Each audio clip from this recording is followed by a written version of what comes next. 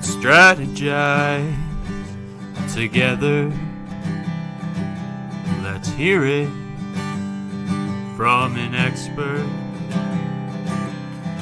Join the conversation, it's informative and free. You and me strategy.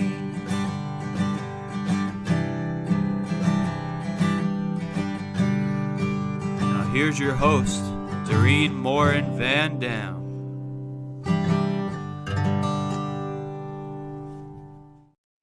Hello, everybody. Welcome to another edition of Strategy Talks. Thank you so much for being here with us today. I have a very special guest right here from Vermont. If you are a listener, a podcast listener, you know that I record this live in my home studio in Pittsfield, Vermont.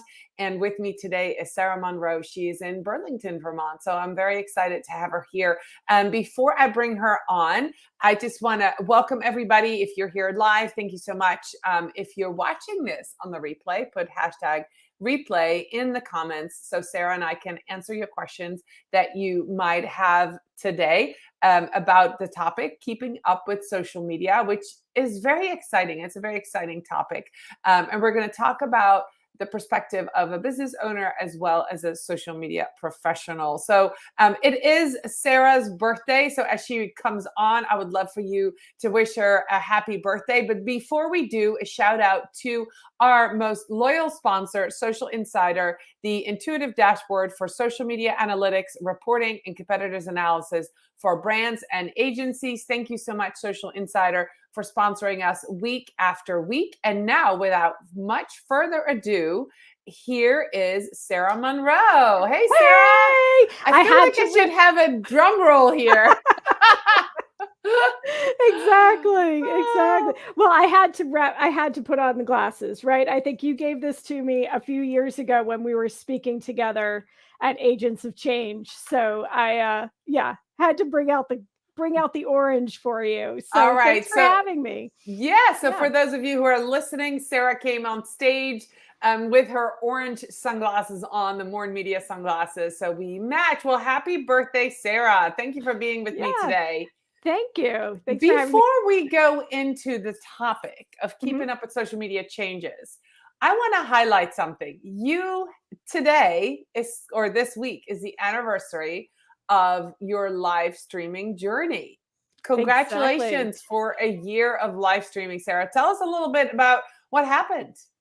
Well, I have to say there was this good friend of mine named Dorien who Dorien, actually you recommended me as a guest.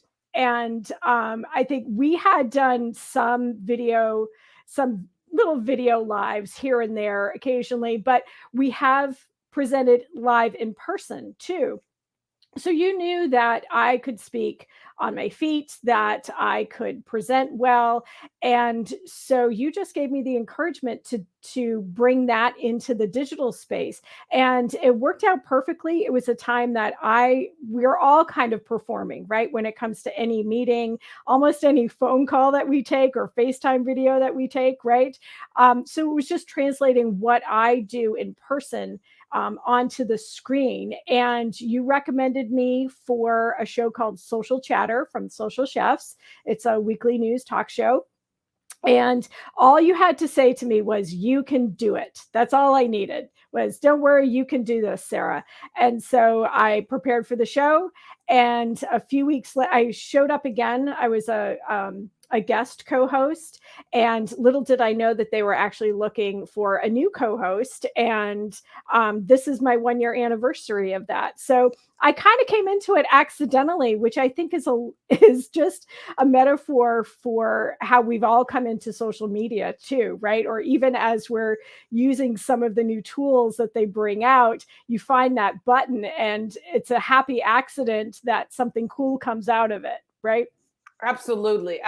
I mean, I'm an accidental social media strategist. I started out as a social media manager and went from B2C to B2B to community management, and now I've really found my, landed with content marketing and strategy. So yeah, I mean, I think a lot of these jobs within social media change, and I think that's a great lead in to what we're going to talk about today. Exactly. Keeping up with social media changes, right?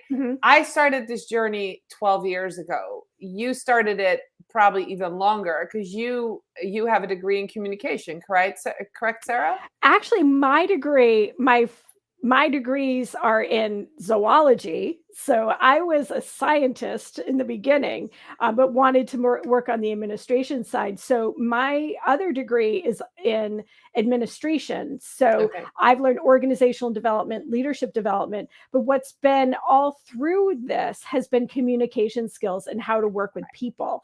And so layer on that, not having a fear of technology and learning things as I go along. What I work in now didn't exist when I was in college, barely when I was in graduate school, right? And so we've all had to learn these tools as we go along, knowing that we can't stay where we are. I remember one of my jobs when I first got into public relations and fundraising, I had to design the ad for the phone book, right? Who uses a phone book now, at least in North America? I don't know if other parts of the world still use phone books, but yeah, so I learned design skills. I learned I had the communication skills, so I knew what's the message, what's important to people who are considering at that time it was a community health center. What do they need to consider to become a patient? And so I translate all of that now into what do people need to be part of this business that I'm working with, or this nonprofit that I'm working with.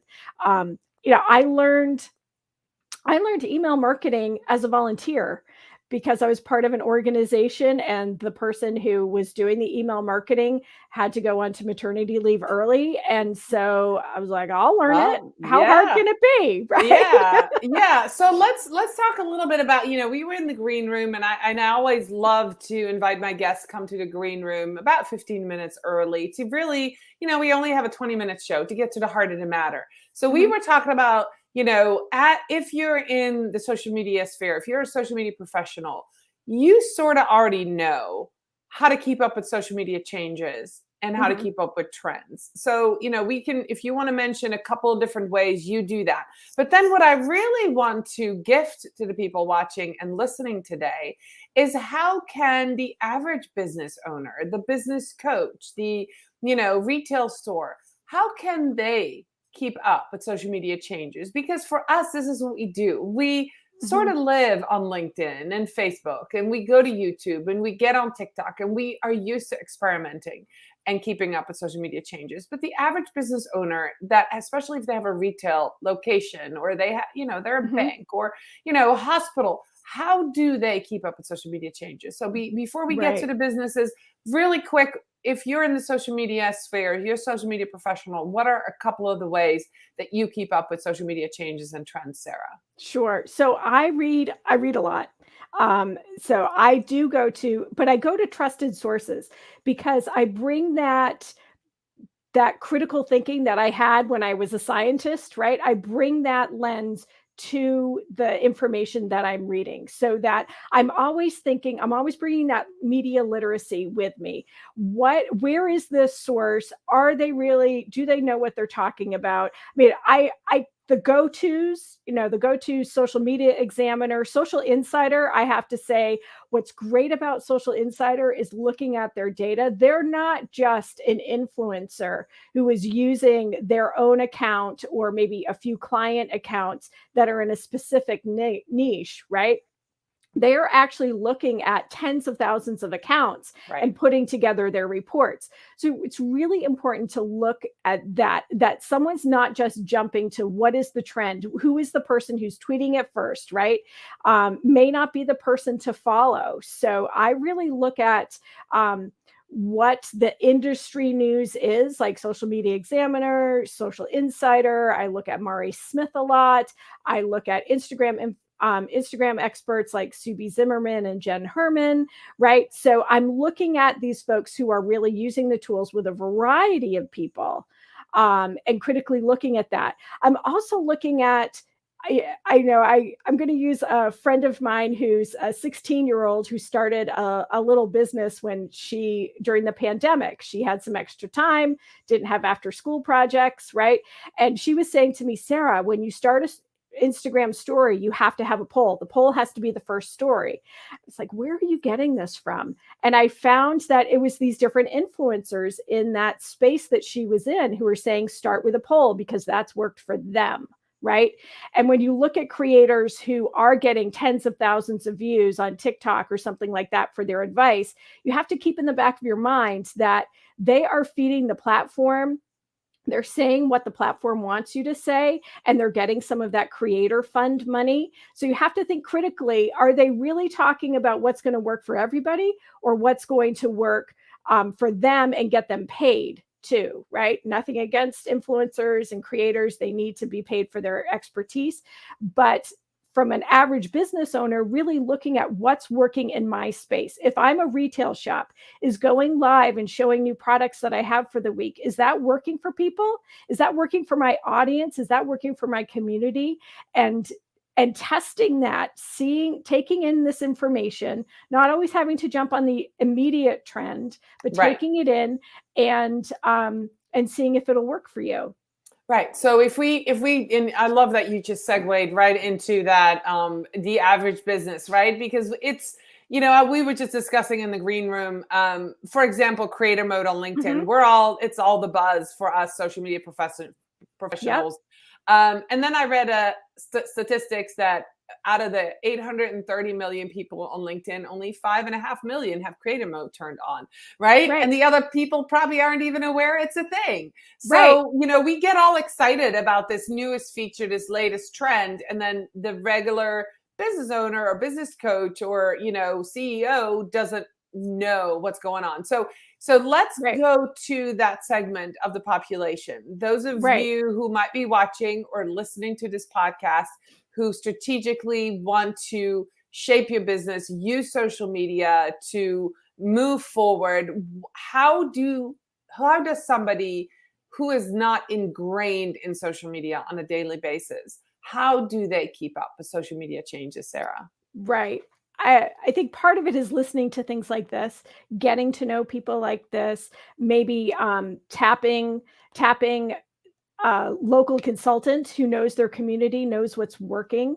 It's pretty easy to find us, right, in the social media community, who's out there and who's a trainer. You can look at, I work with a small business development center for years. I've worked with a women entrepreneurship center, and having there are a lot of free or really reduced priced workshops so that you can get to know what's working and figure out what's working for you. I think part of it is thinking about your business, what are some of the things that you've wanted to do to talk to the people, to tell your story and talk to the people who you want to be your customers. And then layer on that, what are some of these new tools that I could possibly use? For instance, LinkedIn, LinkedIn Creator Mode. Actually, I've been following your example, Dorien, and I'm launching LinkedIn Creator Mode today. Happy birthday to me. Yay. In Creator Mode. Right? Yay. On the other hand, LinkedIn has recently launched newsletters for pages. And maybe that's a place where your business could use a newsletter. You've been thinking for a long time, maybe something like MailChimp or Constant Contact would be something that I'd want to do, but I don't have the time to set it up. I don't have the time to build the list and the audience. Well, what if I tried LinkedIn newsletters? I've just heard they've come out. This could be something that I could try. It's a low entry, right? No cost. And it gives you a way to communicate to the people who are following you. So I think it's hearing what those tools are out there and if it fits with what you want to do with a business. I think it all comes back to strategy and how you want to work with people and tell your story. It all comes down to that brand awareness you talk about all the time, right? Doreen? It's Yes. all about content. It's about building that audience, telling your story, building the trust so that people know and like you and will come to you for business. So Sarah, is it okay for somebody to say, a business owner, I don't want to be on TikTok? Like, is it okay? So they don't need to be made to feel bad, even though the social media changes are, predicting TikTok, is here to stay. Right. So as we're looking at keeping up with changes, that doesn't necessarily mean you have to jump on every bandwagon. What you're saying is you have to test out what works for you. And I would like to add to that, also it works for your resources and works for your budget. Because, there's a lot of businesses out there that might have somebody tell them, and this used to be Pinterest, and I think now it's TikTok. People would come to me and says, I need to be on Pinterest. So-and-so told me to be on Pinterest. I'm like, that sounds great. Where else are you? And do you have the resource? You have somebody in your office that can take this on. And they're like, no. I'm like, well, then you need to have a budget to hire a Pinterest manager. And they're like, oh, I'm like, you can't just add that to it without, having a resource or having that budget. And I think the same is true for, going to TikTok or, like you said, email marketing. But then when new things come up, like the LinkedIn newsletter, it's a great way to get your feet wet and get started on that. Right. Right. And looking at the data, we're based in North America, where TikTok is a big competitor and is making a lot of gains in Europe and China and some other markets, right? But it's not in others. If your business is global, then you can look at other platforms. You can look at the reciprocity of users, right? In the US, we have a place called the Pew Center for Internet Research, and we get just about every 18 months or so, we get a report on how many people are using the different platforms, and you can make a decision. I worked with a STEM education organization, and when TikTok first came out, and actually when Snapchat was out too, we decided, given the content that are on those platforms, that we weren't going to contribute to that. Yes, we had a story to tell to our audiences, but we decided not, as a conscious effort, as a nonprofit, we weren't going to be on those because we didn't want to push students to those platforms where they could potentially see harmful content. So we built up our newsletter list, and we had a 70% open rate on our email instead. So we trained our customers, we trained our students to go to email instead, because they were all using email for school. It was a great way for us to be in that conversation. And the same thing happens with platforms like TikTok and Instagram. And if you look, you may find that your audience uses Instagram Reels just as much as they use TikTok. And so you can stay on Instagram where you've been for a while and just adapt that and add it to your strategy. I love this. Sarah, that is so smart. And I think what the heart of the matter, what you just said was, go look where your customers are and go be there. You don't need to go where everybody else, your competitor, is necessarily. But you've got to go to where your customers are and how are they using. And what we've seen during the pandemic, a big shift, is that people are using communities because people have been isolated and were looking for entertainment online, right? So they went to Facebook communities. There's a community where people pretended to be ants, and it blew up within a couple of weeks. There was 1 million people pretending to be ants in a Facebook group. So if your community, if your customers want to talk to you and you're on a page where you talk at them, maybe you need to decide to create a community where there's a Facebook group where you can talk with them and have actual conversations and dialogue. So I love that you said that, keeping up with the changes. So before we go, you've mentioned so many amazing sources already, Sarah. What is one big trend or one big thing that you see coming? When we were in the green room, and I keep mentioning that, but we talked about Web 3.0, we talked about NFTs. Yeah. What do you see coming if you're the, quote unquote, average business owner watching this? You're a little worried, am I up to date? What should I be doing? What should they pay attention to coming up in 2022 and beyond? Right. We hear so much about crypto and NFTs and Web 3.0. Web 3.0 is basically the big assimilation, right? Well, we're already assimilated to technology. We carry these things around in our pockets, right? These cell phones around. And I've heard the US Surgeon General talk about this, and other social media, other mental health people talk, and they talk about social media use and how people are scrolling, and the first few things that they find what they're looking for, the information that they need in the first few minutes or the first few posts, and then they're looking for connection, right? So as a small business, you can provide that connection, right? Either to your products, to your industry, to giving them information that's useful and relevant to their lives right now, right? That's a place where you can be and not have to feel like I need to be this TikTok master, or I need to have 18 pieces of content to post this week. You can connect with people. And I think that's more and more as we get out into the world more. We're still going to look for those connections that we built online, and you can still have a place for that and figure out what are the tools that are going to tell that story. And it might be using TikTok. It might be having those short videos where you can talk one-on-one with people and post them on TikTok, post them on Instagram Reels, and have them maybe even on your website so that people can find you. All right. Awesome. Well, let's do a rapid fire question round. Show or tell? Oh, show. Book smarts or street smarts? Oh, that's a hard one because I am a big reader, but I always put things into practice, right? So I think a combination of the two is important. Okay, awesome. Physical work or mental work? Oh, I like both. I think the mental work is better if you have some physical work too. And in our industry, if that means going out and pulling some weeds, right, to give your mind a break and get a break from the screens, I think that's important. Awesome. So you're the first guest who can't choose, which I love. You're doing both. You're a good combination. I love that. So if you want to keep up with social media changes, Sarah, how can people connect with you? How can they watch your show? You go live every Thursday.